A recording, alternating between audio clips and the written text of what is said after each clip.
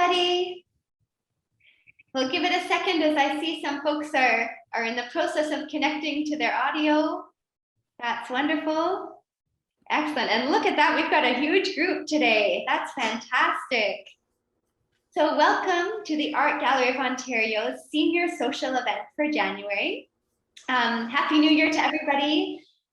Those who've been here before probably recognize me. My name is Lauren Spring, and I'm an art educator with the Art Gallery of Ontario. And we are changing things up a little bit for the new year. You'll see at the top of your screen, most likely, depending on your formatting.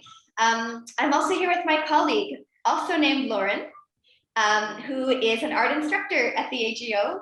Hi, Lauren. Hi there. Hello. So you've really got the Lauren show here today, Lauren Spring and Lauren Renzetti. And we just thought it would be a neat thing to do because Lauren is a practicing artist and can share some neat skills, and we thought it could help with our conversation too, to have a little bit more back and forth. So yeah, and for those who haven't been here before, welcome. Once upon a time, these senior social sessions were actually taking place in the AGO, and we would walk through the gallery together, look at 2 or 3 pieces, and then make our way down to the studios in the basement of the art gallery. And so now we're doing it from home for the time being. And the advantage to that is you can see we've got so many of us gathered here today, so our reach is broader, and we're also able to record these sessions. And so if, for example, you start with us today and then have to run off for some other obligation, you can always find these videos on the website. Or say, for example, you start and you do the art activity with certain tools and then think, you know, she mentioned a certain kind of paintbrush or a kind of palette knife. I'm going to go to the store and try this again. You can always find the video online again and try it with different materials, different paper, anything at all. And in terms of participation, this is really an interactive experience. We'd love to hear what you think about the works of art we're going to look at together, and then we'll have, you know, a good amount of time at the end of the session today to really share some of our work, ask some questions about the process. And you can participate either by unmuting yourself and, you know, sharing your thoughts with us with your wonderful voice. There we go. Yes. There we go. There's one. Hi there. Hello. And those who would prefer, you can always type into the chat and share your thoughts that way too. Lauren and I can access your words there too. So here's a photo of the Art Gallery of Ontario. So located in downtown Toronto. I'm quite confident that many of you have been there in person over the past few years. Others, however, might be joining us from farther away. In the past, we've had lots of participants from the States, and border crossing isn't the easiest right now. So we're hoping the gallery will reopen in just a few weeks because we've got a lot of neat things going on in the building. And I'd also just like to take a moment to acknowledge that the land the AGO is on is Mississauga territory, Mississauga. It is also governed by a treaty between the Mississauga of the Credit and the Canadian government. Toronto is Mississauga territory. It has also been occupied by other Anishinaabe, the Haudenosaunee, and the Wendat confederacies. And I'll hand it over to my colleague Lauren for a moment, just to review some of these things you might want to have at the ready. Right. So if you are able to and you really want to go ahead and paint along beside me, that's really wonderful. There's a lot of different tools that you could use. You will definitely need water. Definitely need a surface to be painting on, and that could be either white paper with black paint, or better even is white paint with black paper. And then in terms of brushes, ideally speaking, you want to have really nice, soft, Talkian sort of watercolor brushes. If they don't feel really soft and they're a little bit of a hog's hair brush, the challenge with that is they don't hold as much water, but they will work and they will make some interesting marks. But soft, round brushes about the size of your pinky is about the perfect size to work with.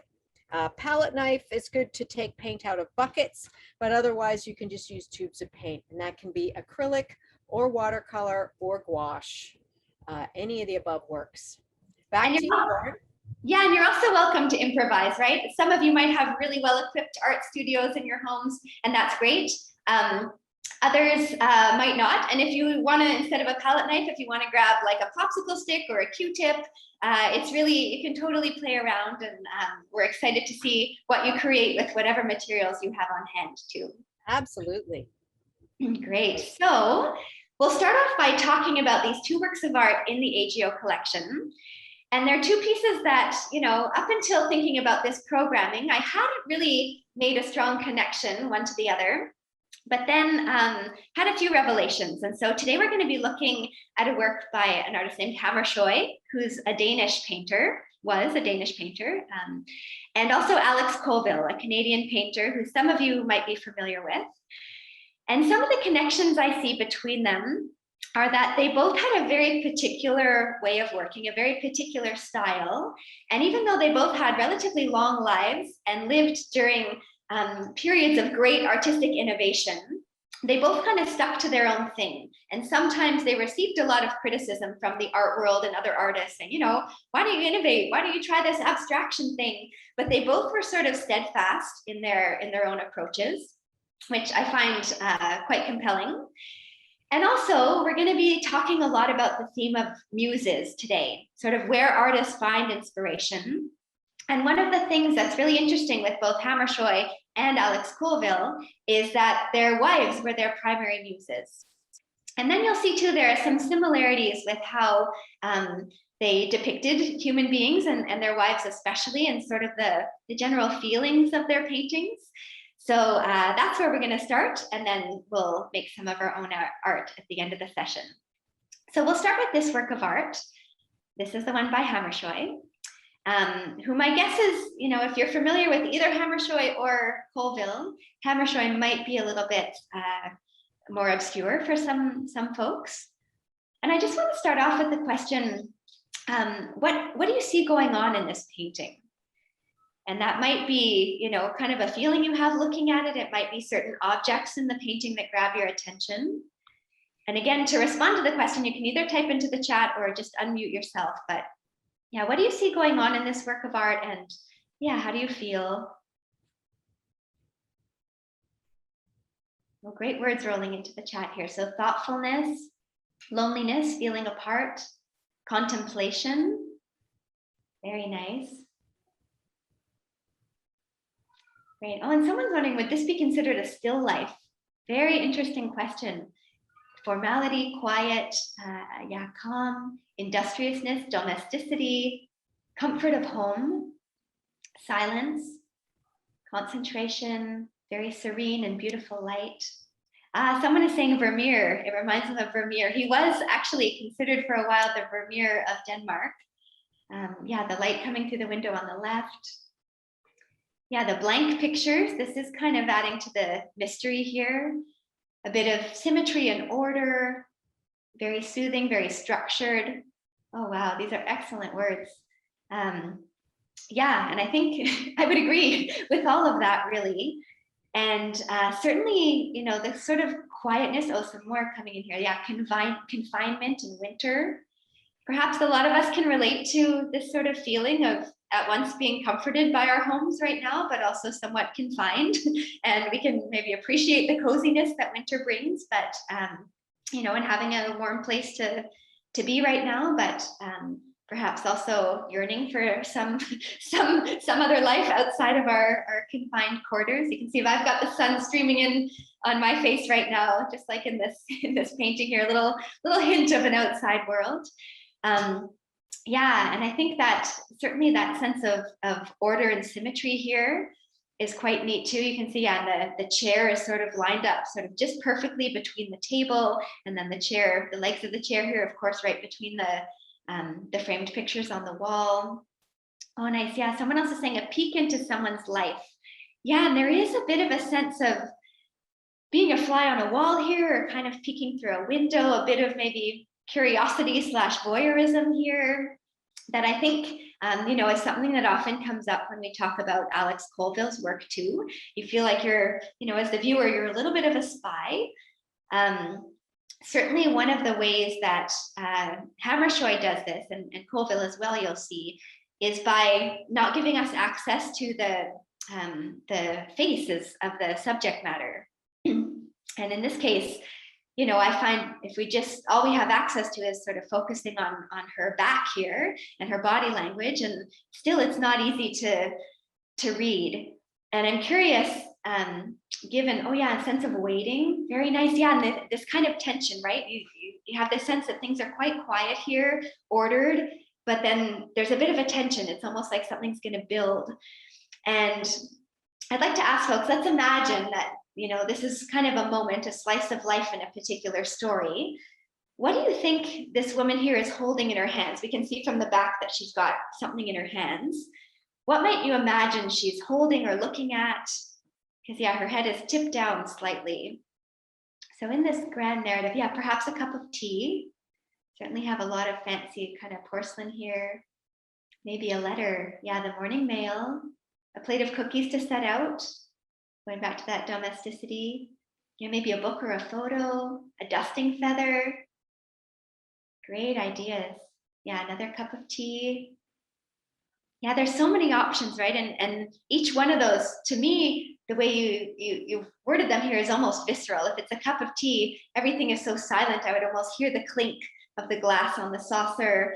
If it's a letter, it might lead us back to that tension that we're thinking about, that, you know, is it bad news? Is this, you know, has someone gone to war or off on some big voyage and she's getting, you know, news that might provoke some anxiety here, that she's been waiting to hear back from someone.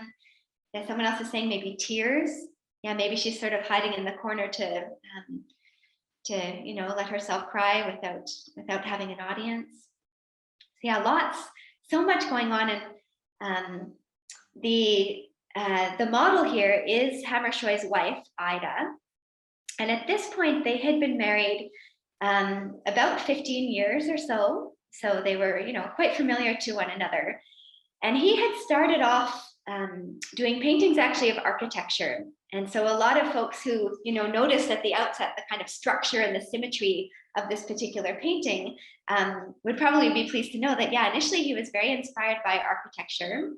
He was born in Copenhagen and began studying art at age 8. So this is sort of a lifelong endeavor. People recognize his talent early on, and then he went on to study at some of the best art schools. Oh, looks like Mary has something she'd like to say. Go ahead, Mary.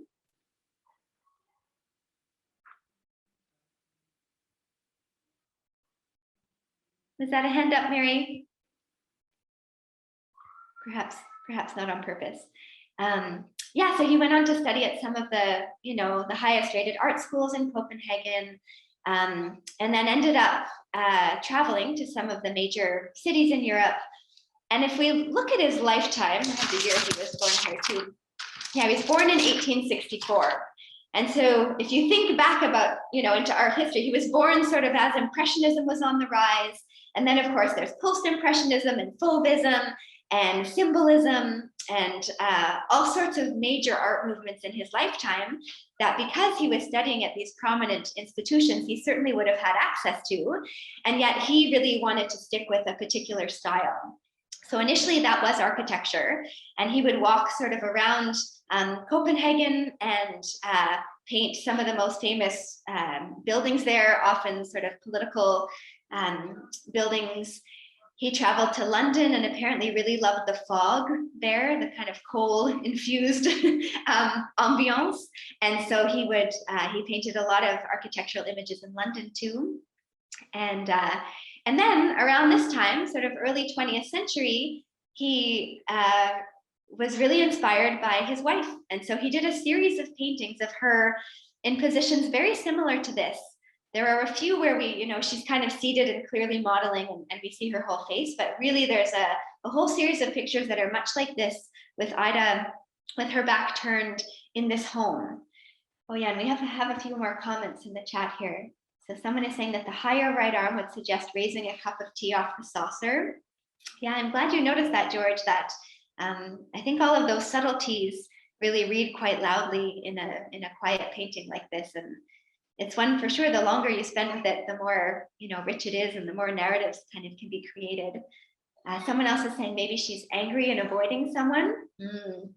Absolutely. And that goes back to this tension that's created, right? We don't know, because if only we could have a little glimpse at her face, or if there was a mirror sort of right here on the wall, we'd have a few more clues about her emotional state, but we don't. And there is this real sense of mystery. Someone else is imagining that she's expecting company and trying to remember where she is in the setting up process and what she needs to do next. I think if we can all recall back when we would host other people in our homes, yeah, there's that moment, that kind of stress, and you go, oh, I knew I walked to this corner for a reason. What was I getting here? It could totally be a moment like that. Yeah. And yeah, this real sense of sort of mystery, I think links quite well to the art project we're going to do today too, that is very much about Lauren's inspiration and one of her primary muses, which is the moon, which I'm sure we could all agree on is quite a mysterious symbol out there too. Oh, and it looks like someone else in the chat. Yeah, I seem to recall that there were several paintings of his wife in the Hammershoi exhibit at the AGO. Great, yeah. So at least Bobby has been. We did a few years ago have a big Hammershoi exhibition at the Art Gallery of Ontario, and in that one, yeah, we had a lot of the architectural images, and then exactly a series of different paintings he did of his wife. Which again, going back to someone's earlier comment, could this be a still life? Is I think a really compelling question that I don't have a clear answer to. I think certainly elements of it are. It's a neat kind of hybrid between a portrait and a still life. But I think, you know, in a lot of still lives, it's not only about showing off technique and an artist's ability to paint light and different materials and fruits and glass and this, but also about mortality. And so in some ways, I think this has very much the energy of a still life, this kind of being a slice of moment in time, and that takes us to a pretty profound and contemplative place. Well, someone else is thinking she could be pondering something outside the window. Absolutely. Oh yeah, a few others who saw the Hammershoi exhibition. It was certainly a powerful one. Yeah, and kind of a sense of serenity. Someone is saying maybe she's checking her phone for messages. Yeah, if we were to, it's true that right now, this is a posture that too many of us have all at the same time. It would be a funny thing to just lift her out of here and put her in a contemporary, I don't know, TTC station or something waiting for the subway. And then most certainly we'd probably all imagine she was looking at her phone. That's a great one. Okay, so let's take a look now at Alex Colville. And in this one too, maybe let's start with, I'd like to just invite you to share, some of the mood that you feel looking at this one. We can see certainly some things going on, and we have a few clues about this painting given the title called Low Tide. But yeah, looking at this one, what do you feel, or what do you think sort of the people being represented might feel? Great words. So seasickness, waiting. Again, that kind of sense of waiting, relaxation, calm, indifference to each other. Cool, distant, voyeuristic. Nice. Yeah, sounds like some of you are starting to see some of those connections that kind of came to me a few months ago when I was thinking about paintings to pair. Oh, crisp, very nice. Compartmental colors. Oh, I like that very much. Again, that kind of measured and structured approach to painting. Yeah, wondering if she's asleep, very possibly. Looks like her chin is kind of nice and relaxed. Enjoying summer. Oh yeah, the gentle waves here. Yeah, blind faces again and absence. Totally. Yeah, and for folks who are familiar with Alex Colville's work, you probably know that he does this all the time. So much like in Hammershoi's with Ida's back turned to us, Colville is really famous for giving us just enough information that we feel like, oh yeah, we know these people, or this is kind of an everyday moment or experience. But then he cuts it off. He sort of truncates that connection. Because right here, he's cut off the canvas at this really frustrating point. And you wonder, okay, how old is this person? If we could only see their face and their hair color, and we'd have a sense of who it is and maybe their relationship. And then of course, hiding her face here with the hat too. Yeah, I've got some other great comments here. Yeah, a neat aerial perspective here. It's true. The viewer, as the viewer, we're sort of floating here. We're kind of bouncing on the waves ourselves. Gravity is ignored the way it is in Hammershoi. Yeah, this is something else that Colville does so well. You can see it kind of here. Often I find when I look at a Colville painting, I'll think, why does this seem sort of, it's a realistic scene. It could be maybe people like going to a car with a storm brewing in the distance. And you think like, okay, they're people, but why do they seem like they're ghosts? And one of the things that he does is he often doesn't give his people shadows. So we can see here, Rhoda, this is his wife and who was his muse and model. So Rhoda has a shadow here, but the way that he's painted the legs here kind of floating in the water make it seem like this gentleman here is a bit of a ghost. So yeah, often he won't ground his people to the earth with shadows. And someone is saying, so the ship's wheel implies a sailboat, but the water isn't deep enough for most sailboats of this size. Yeah, so again, there's this tension, right? And anyone who's spent some time near the ocean and the tide, you know that it's at once kind of fascinating and also scary, right? To be sort of stuck somewhere as the tide is coming in, or it's just sort of almost surreal to think that, another time of day, this would be completely covered in water and it would be totally deep. And so, yeah, to have a boat that's right, at risk of kind of being grounded until the tide comes in again is a little bit unnerving. Colville often has this sort of unsettling undertone to his work. The pop of yellow and the detail on the pillow, yeah, they really pop even though they're not prominent. That's a great point. Yeah, it does draw our focus. And then you think, oh, why did the artist want me to kind of focus on this, this pillow here at the corner instead of the rest of the image? Yeah, things seem awkwardly cropped. Oh, nice. Yeah, someone is saying the Tillie Hat is Nova Scotia or Ontario. Yeah, many of us, if you've spent any time in the Maritimes or yeah, kind of other places in Ontario, this is a real sort of summer necessity, right? To protect from the sun. It's lightweight. So all of these little details can, I think spark a lot of memories. Great, yeah. Yeah, and some mystery here too with what he's doing. Yeah, it looks like at first maybe he was fishing, but actually might be pulling the boat. And that, yeah, and then again, the water would be too shallow for fishing at this time. Yeah, something odd about the connection between Rhoda's chest and neck. Yeah, I'm glad you noticed that. It almost seems like two figures are kind of cubist in a way here, with the way that her neck is angled. Yeah, I would agree with you there too. And then, yeah. So one of the things that's really interesting about Colville's life is that he would have known this ocean, the Atlantic Ocean, and the seaside and the tide quite intimately. He spent most of his life sort of between Nova Scotia and New Brunswick. He was actually born in Toronto, but with his family moved to the East Coast early on in his life. He ended up studying at Mount Allison University, studying art, and then went on to teach there too. And then sort of immediately upon graduating, he married Rhoda, and they actually had a long life together. They were married for 70 years. And just after they got married, he went off to be an official war artist in World War II. And this was a hugely impactful experience for him. If anyone is ever in need of a good kind of deep cry, you can find the published letters that Alex Colville wrote to his wife, Rhoda, while he was away. Because as an official war artist, it was really his job to capture what he saw. Of course, there was photography during World War II, and so we had a lot of photographers who were on location and documenting things for archival purposes and for news. But it's interesting to note that the Canadian government also saw a lot of value in sending visual artists overseas too.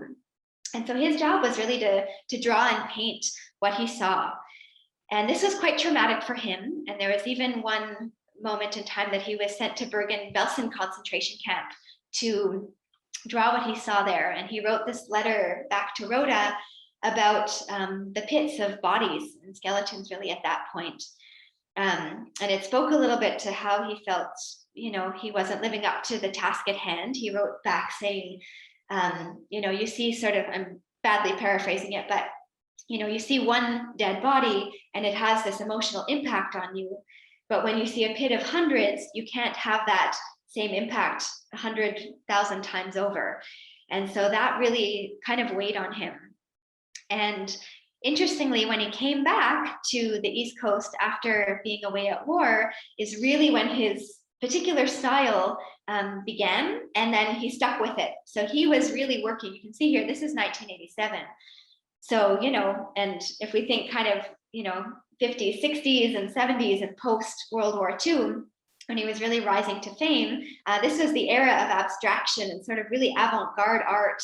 And he really bucked that trend. He was very measured. He wasn't at all, spontaneous in his work as some of the expressionists were, and worked in this sort of mathematical kind of architectural style. And a lot of people who've, read deeply into his work have noted that he often has these sort of everyday moments. But then it seems like, everything is kind of okay and ordinary, and it's a little slice of life, but there is this sort of tension that, just beneath the surface, maybe something is about to explode or a bomb's going to go off. Or just like in Hammershoi, maybe there's a letter that appears that's going to instigate sort of a horrible unraveling or some bad news. And so again, his style is really born of this. And someone is asking, yes, so did his painting style change after the war? Yeah, it really became like this, with this sort of underlying tension, and kind of disguised faces. We have a few other comments here I don't want to miss. Yeah, and people are wondering kind of why he's so famous. And, he really was unlike a lot of artists of his generation. He was very, like I said, very measured, not at all interested in latching onto the contemporary movements of the time. And stuck to this style. And interestingly, in his life, even though he worked for a long time, he lived into, let's see, how old was he? Into his 90s. I think he was about 90. Yeah, he lived to be 92. And throughout that entire long spanning career, he only painted about 250 oil paintings, because every single painting he did, he would have, kind of 5-6 months worth of sketches leading up to it. And where he was really carefully, mathematically measuring everything out. And a lot of his oil paintings are not even very big, but they would take a very, very long time. And Hammershoi too, he only had about 400 paintings in his life, because again, he worked slowly. And one of the things I really love about Colville is that he did marry Rhoda quite young, and they were together for 70 years. And so one of the really beautiful things that you get to see in his paintings are her aging and sort of the deepening of their love. Oftentimes, we know that, art history from a Eurocentric kind of perspective has been quite patriarchal and sort of one-sided. And we've got lots of paintings and photographs of women in various states of undress, of being muses to different artists throughout, hundreds of years, throughout the centuries. But when you think of an artist like Picasso, who every time he changed a muse, his style would evolve and completely shift too. And Colville also bucks that trend. Rhoda was his primary muse. Experiences that she had had in her life. At one point, there was a very traumatic thing that happened to some of her family members who were struck by a train. And so things from her own biography ended up figuring quite prominently in his images too. He did a lot of paintings of railways with great tension to them. But you really get to see her age over time. And I just find that quite extraordinary, because you don't often get to see, a muse for somebody being a 70, 80-year-old woman who's slowly, losing her mobility, and the beauty in her. There's another one he did of her many years after this, where she's sort of holding on to a railing as she's slowly walking down to the beach. And just, the beauty and the love that he had for her as his wife and his muse. Someone is asking, what sort of theme or kind of technique he you know, the general term a lot of people use for him is magic realism, which is kind of it's often a term used in literature and poetry too. There's some of my favorite writers are kind of magic realist writers where it's grounded in reality, but you get a sense that things could take off in some other direction, or something sort of otherworldly is happening at the same time. Yeah, and someone is saying, speaking of the duration here of his life and his marriage, yeah, there was a painting, Woman with Clock, at the AGO Colville exhibit, where we see Rhoda in her form from the rear, and it's very unflattering in some ways, yeah, by maybe advertising standards, but a very realistic view of old age. Yeah, and the beauty of how, you know, bodies change over time and are worn over time. Yeah, could also be considered high realism. Oh, look at that. Someone's giving us a cool book reference here. John Rostensahl connected the Nordicity of Hammershoi with Alex Colville as well as with Christopher Pratt. Thank you. Thanks for that reference there. Wonderful. Yeah. And so I think on that note, to make sure that we have enough time to really get our hands a little dirty here with white acrylic paint, I'll hand things over to Lauren. And again, there's a neat connection here. She and I were talking about muses and sort of some of the themes that I wanted to introduce with our discussion today. And she was talking about how the moon is one of her primary muses. And then I thought, oh, how fitting that, you know, the tide that's linked to the moon here is a neat segue. So I'll hand it over to my colleague, Lauren R. over here now. All right, great. Yeah, if you want to switch to the next slide. Okay, so I have put in chat, and I'll put it in again just to have, so in terms of art making, I have been painting for about 30 years, and I've generally used pretty much every material. And so if you want to flip to the next slide, in terms of making the moon, I did a sketchbook that's just the moon, and it has lots and lots of different images of how I achieved the moon, different ways of making it, painting it, drawing it, printmaking it. And so that link that I put in the chat is for the moon. And in terms of art making, I'm doing it as a paint activity, but you know what? The moon can be done in any way, shape, or form. It's totally up to you what inspires you, whether that's the materials that you have on hand or how you feel about the moon. And yeah, sometimes I was working from a photograph or the real thing, and sometimes I was actually just using what was in my head of what I remembered. So all of those things work. It's all about the experience of just trying to make something that's pleasing to you. So these are from the Moon View book that I did, and drawing things linearly with a fine liner and a pencil crayon, drawing with a ballpoint pen and using just circles, using cross hatching on the right. You can kind of see how I built it up. Cross hatching is just a series of lines, diagonal, horizontal, vertical, and just building it up to create a darkness. So if you decided to work in pencil or pen, you certainly could do that.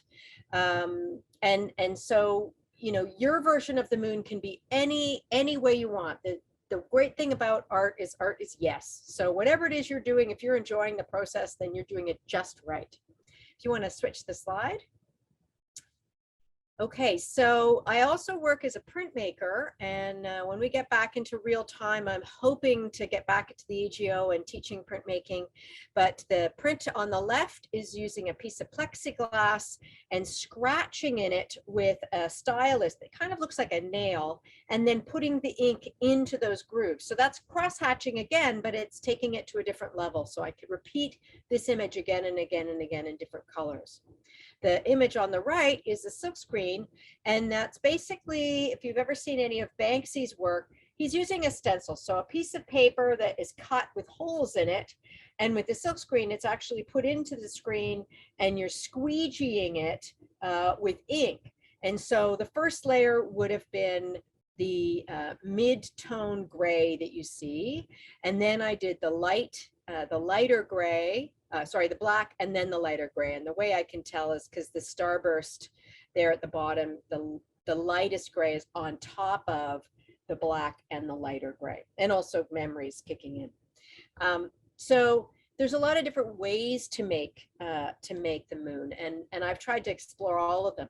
And it's a great way to kind of explore materials instead of struggling with an idea, a new idea every time. If you have the same idea and you try different materials, then all you're doing is you're on autopilot with the image, but then moving into how you can achieve that idea through different techniques. And that's what I like about both of these artists, is that I think, yes, having the muse as your partner is great, because the odds are they're willing to put up with it, but also you get more and more comfortable with their shape, right? And so then you don't have to think so much about that. You can move into things like composition, which is what both of those artists were so hinged on, is where things were placed. For me, I like the moon because I like exploring different materials. So if you want to switch to the next slide. Okay, so these are moons painted on acrylic, with acrylic paint. The one on the left, I used small little blocks of wood to hover over the paint to get it so that it would be building up layers. And the one on the right is using a crackle medium, and there's no paint actually in it. And that's why it's kind of got this lovely sort of broken, crackled, kind of like a skin on top of it. So it's quite fragile and lace-like. And I like the development of those layers. And this one on the right, the crackle medium, is a very specific product. You need a heat gun.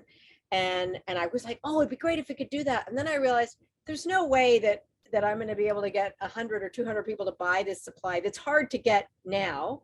So that's why we decided to go with the next slide, which is looking at paint and the elasticity of acrylic paint. And so each of these paintings are demo paintings from classes, and the one on the left I was using construction paper, and you can see it's a little bit, it gets a bit bumpy because the more water you put in it, it's like blotting paper. It will expand with the water, or it will contract where there's no water. So that's why it's kind of looking very, I'm going to say the word bleeding, but what's happening is the paint is spreading into where the water is, and so that's kind of got that soft fuzziness like caterpillars. Whereas the one in the middle, I was using Bristol board, which had a bit of a shinier surface, and because it's shinier, it also has a surface that's hard for the water to break through into the paper, so the paper doesn't degrade as much. And the one on the right, I actually didn't have any white paint, but I did have white paper and I had black paint. And I thought, oh, well, I guess I could work it that way and see how that works. So, but I'd like you to try it if you can. If you have the ability, because you have a dark surface, blue, brown, purple, black, any of those would work, and some white paint. We'll go to the next slide, and this will be maybe a poor version of the real thing, but at least it's got some of the close-up ideas that are hard to see when you're sitting on your back porch looking up at the moon when it's, you know, a million miles away, to kind of give you some ideas of what kinds of shapes are going on in here. So a couple of things to pay attention to is there's all these lovely dark areas that tend to be circular in shape, but that there's some little tendrils of bleeding white into it. And that's basically just where asteroids have hit the moon and created a crater, right? The other thing that's really wonderful is these lovely stars that you see sort of in the whiter areas where the moon, when it was impacted, it actually created other things to kind of roll out of it. So it's creating these other lines. And some people think the moon had water on it at some point, people living there or life forms living there, and created these pathways for water to go. I'm going to let you believe whatever you want because I don't know. but so what we'll do is we'll move into potentially the art making, and I just want to check in with the chat to see if, okay, so someone has oil pastels, And that's a great thing to work with. If you have a bumpier surface of paper, then you can do some really lovely things with the oil pastels. It'd be hard to demonstrate with that, but another thing to think about with the oil pastels is if you have a sharp blade, one of the things that you can do with the pastel is you can scrape into the surface. And I don't have a sharp, well, I have, okay, yeah. So I have a pair of scissors. You can scratch into the oil pastel to create some sharper marks. So some of those lines could become that way, and it could reveal the white of the page or the black of the page underneath it.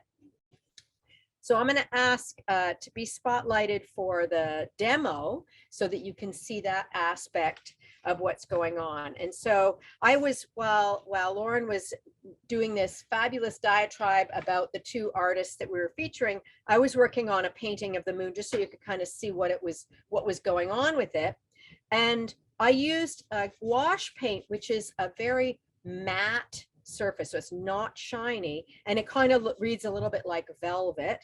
And as I was adding water, I started off with just water. I was adding a little bit of white paint each time, and that's why you can kind of see the variety of variation in the grays that I was creating. So the first thing I did with that was I had a piece of paper and I just put tape on the edges, and then I painted the whole piece of paper black. So I did that ahead of time.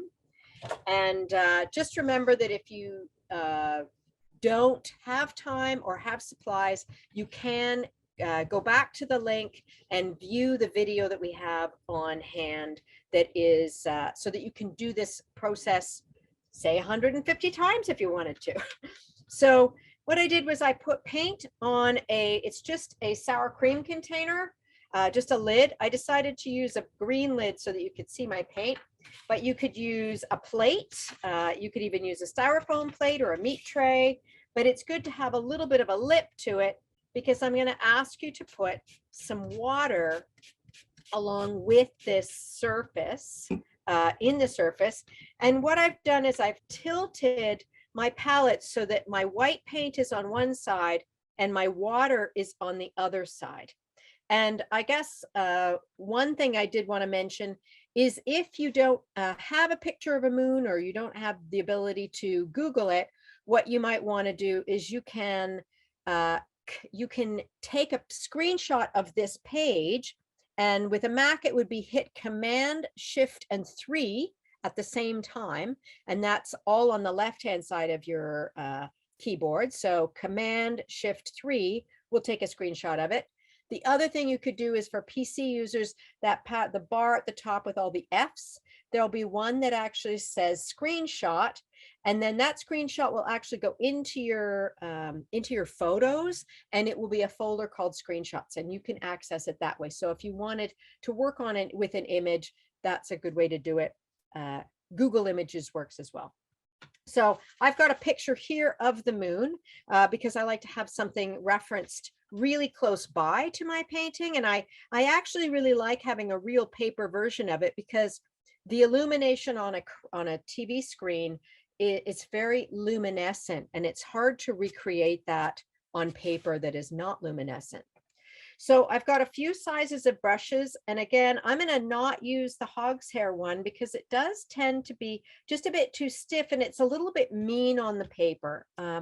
It tends to scrub and scratch, and it could actually make some really great marks, but I'm worried that this paper is going to degrade. So construction paper really wouldn't like it, but I am going to use several sizes of brushes. So I have a fairly large, it's a number 10 above ground, soft talcy and bristle brush. And then I have a number 4, which is an even smaller one. And then I have a number 1, which is a super small one. And all 3 of these are round bristles. So it means that I don't have a flat edge to it. So this is a flat bristle brush, a flat brush, and these are round this way, and this is flat this way and this way. So I'm not going to use that, but any of those will work. And I'm going to move into the number 4, I think. Well, no, I'm going to move into this bigger one to start with. And what I've done is I put water on one side and paint on the other. And what I'm going to do is I'm actually just going to paint just with water to start with. So there's no paint in it at all. And I've created, okay, a pretty bad round shape. And this is the great thing about water is water evaporates and it will disappear. Then what I'm going to do is in this puddle, I'm going to add just a little bit of white paint. So basically what I'm creating is I'm going to say 1% milk. So if you're a cream drinker, we're going to get to cream later, but you're going to start off with 1%. And where I want to paint is everything that's the really dark areas, the super black areas, and they're as close to a value of sort of a dark gray. And I have a grayscale here to just so that we all have the same language. Black tends to be 100% in value, and white tends to be a 0% in value. And so I have a 10% gray would be a very, very light gray, and a 90% gray would be a very, very dark gray. The trick is that because we're working in paint and we're working in reverse, it's easy to get the language mixed up. And I might say darker when in fact I mean more opaque and more white. So I apologize ahead of time if I get it in reverse. But we're going to work from really dark surface to a very, very white, light surface. So I've got milky paint. And what I'm going to do is I want to actually paint in these areas that are fairly dark areas. And this paint that I'm using is incredibly transparent. Transparent being like looking through a window, as opposed to opaque, like looking through a wall.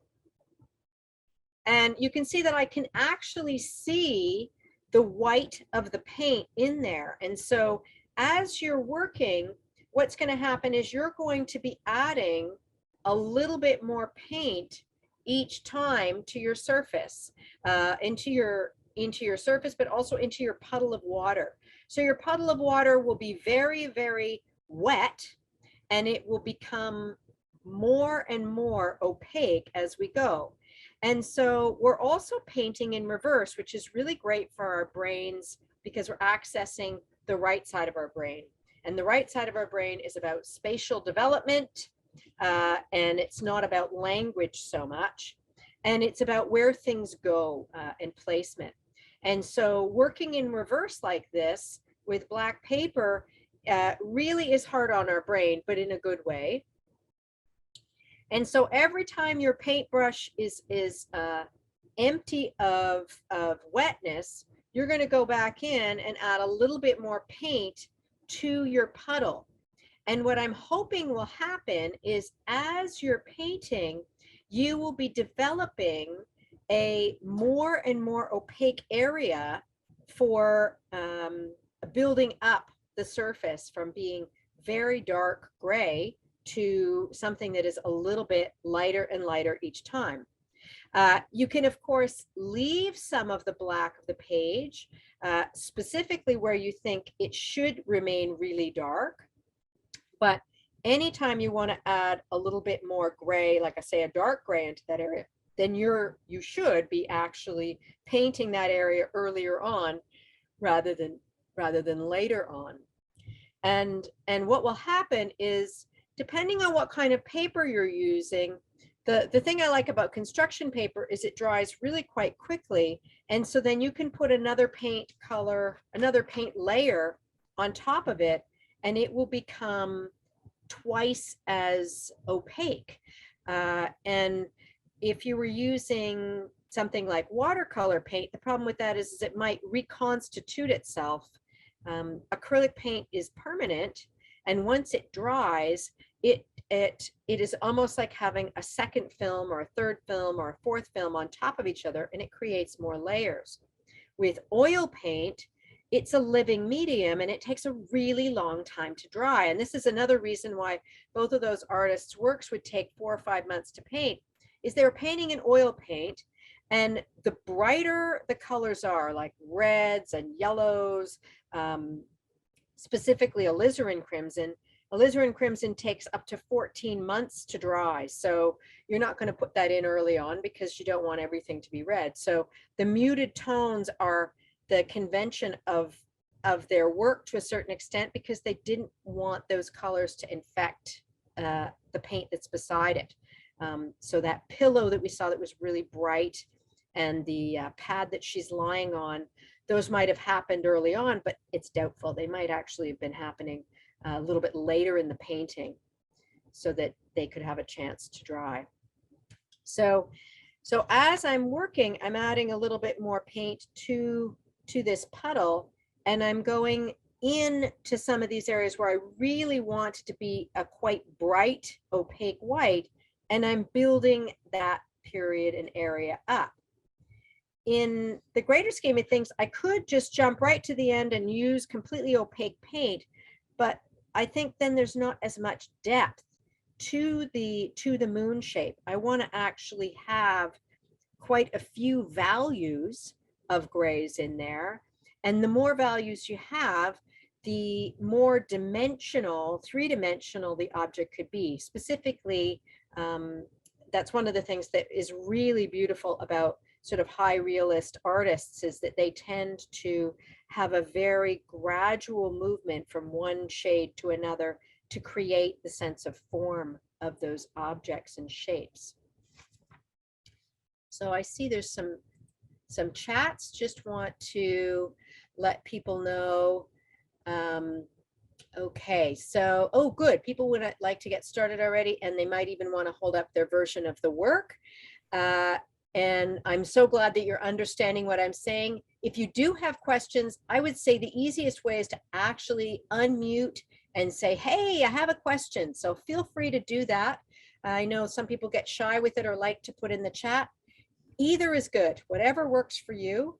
But I would love to see what other people are doing if they are painting.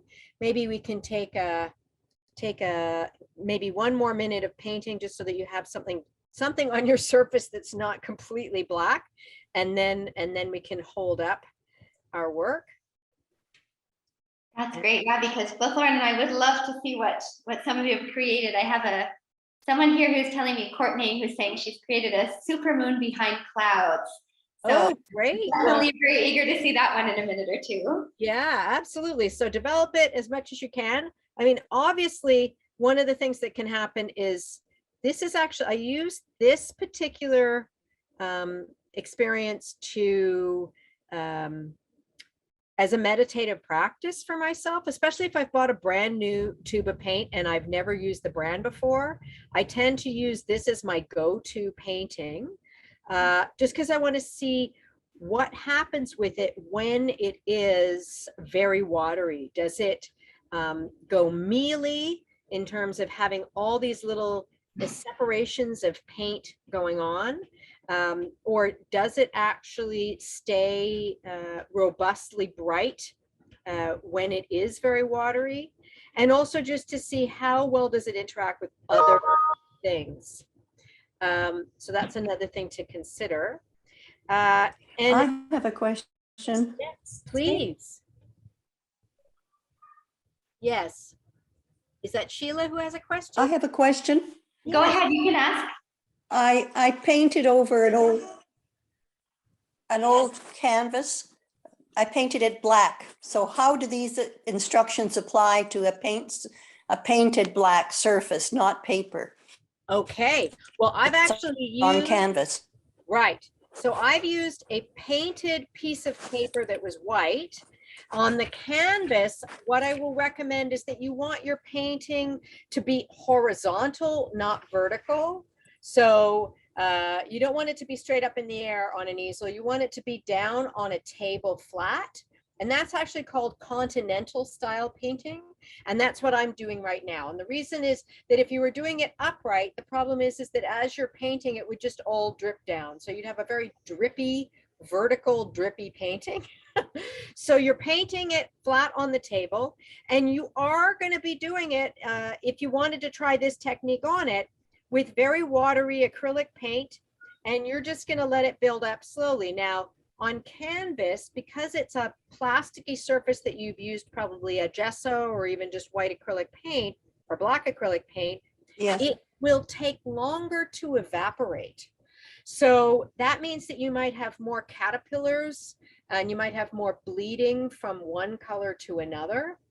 And so that what will happen is you'll have some really lovely surfaces, but you might get more of what's happening in mine, which is, I don't know if you can see this, but there's actually a little evaporated edge to the paint, and you'll get more of that in the work the lower you go. And so it's actually a really beautiful technique because you get these sharper edges. If you don't like the sharper edges, then just make everything wet. And you can use paper towel or a towel to sort of blot away. Like maybe I don't like what I've got going on right here, so I'm going to just blot away that bit. Maybe I want it to actually stay darker there. So, and you can do that on paper too. So if anybody's done something where you're like, oh, I really wish that was dark and not light, then you can just go in and blot away with just a cloth or paper towel or Kleenex or toilet paper or a Q-tip. Or your sleeve. I don't know what you want to sacrifice, but yeah, all of those things work. And so then what happens is you get a darker version or a lighter version of these sharper edges. And that's actually really quite neat to see these sort of pathways. It kind of makes me feel like I'm looking at a map of the Mississippi or something, because you can see where it evaporated at different times. The other thing that happened incidentally was, if you would like to have all kinds of little dots to show your moon, you could potentially, having it in a starry system, you could actually use your paintbrush and flick it to create dots. The challenge is those dots might go on your moon. So I've blocked out my moon and I've just flicked it. So that's another thing that you can do if you wanted to have a background. Well, Lauren, we just have about 3 minutes left, so I'm wondering. We should share then. Yeah. So I have one request from Courtney Fairweather. Okay. Courtney, if you're on video, or maybe my colleague who's here in the background of Bass, if you can spotlight Courtney's video, that would be great. Yeah, so why don't you stop sharing this screen then, Lauren, and then that way we have a bigger version of everybody. Perfect. Oh, perfect. Look at all these people. Wow. So great to see faces. So anybody who wants to share, if you unmute, then you'll actually be spotlighted even bigger. Oh, Kaylee, that's lovely. Oh, nice. Whoa. Yeah. Oh, yeah, that's great. Quite a few layer buildup in there. Thank you. It's nice to see you. Anybody else want to hold up their work? There'll be no judgment more about the. We've got Mary Mondu. Oh, wow. Check it out. So there's okay, so you've even gone so far as to be impasto, which is really thick paint. That's gorgeous. Look at that. Oh, yeah. It's almost elevated the way the white is. That's gorgeous. Lovely work. Fabulous. Anybody else? Mine's done with oil pastels, and I scratched into it. Oh, neat. Oh, that's really cool. brilliant. It's got an interesting blue cast to it. Maybe that's just the camera, but it's quite neat. Yeah. Oh, I see Linda. Oh, yeah, Linda here, Linda Seller. Oh, neat. Oh, wow. Ooh, actually, it's funny. In the camera, it's kind of going like blurry, and then it's the moon in the sky with clouds. That is really neat. I love the way that it's a really sharp edge and then it becomes this really lovely, it almost feels like you're walking into the moon. That's perfect, Linda. Thank you so much for sharing. Anybody else? Oh, okay. Pat. I used watercolor. Oh, great. Let's see. Yeah, I have too. Oh, yeah. Okay. As well? Pat here. And who else was just saying they use watercolor? I did. Trying to see who this. And it was not easy. Oh, No. oh wow. Watercolor is not easy to work with. It's the hardest paint medium out of all of them, I think. It is. But next time I'm going to use acrylic, I think. Acrylic Well, the thing that's interesting about watercolor is it does have a tendency to want to reconstitute what's beside it. That makes it harder. Oh, let's see, Myrna. Oh, I love your Hi. watery cascade below it. Pastels? What is that? Very nice. It's acrylic. It's about Nice. Nicely done. And Jana, let's see what you can. You got. Oh, and Courtney's got hers up too. Oh yeah, okay. I see that now, Courtney. Yeah, I love it. Wonderful. Oh, wow, that's nice and big. Oh, and it's already starting to drip. Such great interpretations though, like how different from Courtney's sort of, behind clouds to others that are much more vivid, to the Yeah. reflection in water. Wow, I'm so impressed. And look, unlike Colville and Hammershoi, this didn't take us 5 to 6 months to do, folks. We worked more quickly to make these masterpieces. And one of the things I want to mention too is if you actually have the ability to post it, if you do hashtag AGO makes or hashtag AGO Toronto, then everybody, and I mean everybody, the whole world can see it, but the AGO posts it on our website. So if you want to get famous and be on the AGO website, there you go. You just have to go hashtag AGO makes. Where do we post it?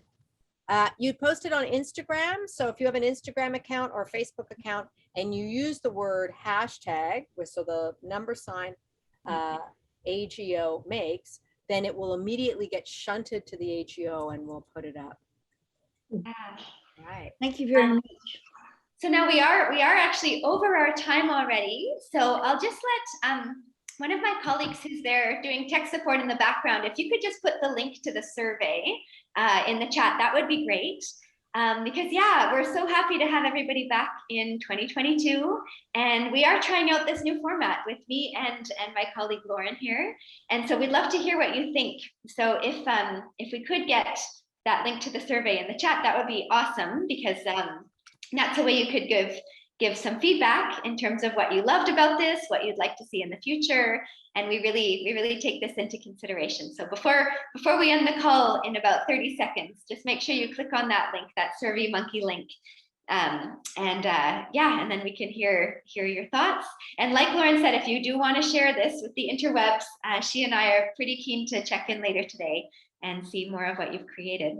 And you can do that at any time, not even just today's workshop, but anytime you make art and you want to post it, people love seeing it. And it was really great to see so many faces of past students that I've had. So thank you so much for joining us. It's really great. Wonderful. And thank you to Lauren for being here too. I like this, Lauren. Thank you, Lauren, for being here too. So yeah, we're going to be doing this every month. So do keep your eye on the AGO website and sign up for the next one if you feel so inclined. And yeah, we wish you all a great day. Stay safe, and we'll see you soon. Okay, take care, everybody. Thank you.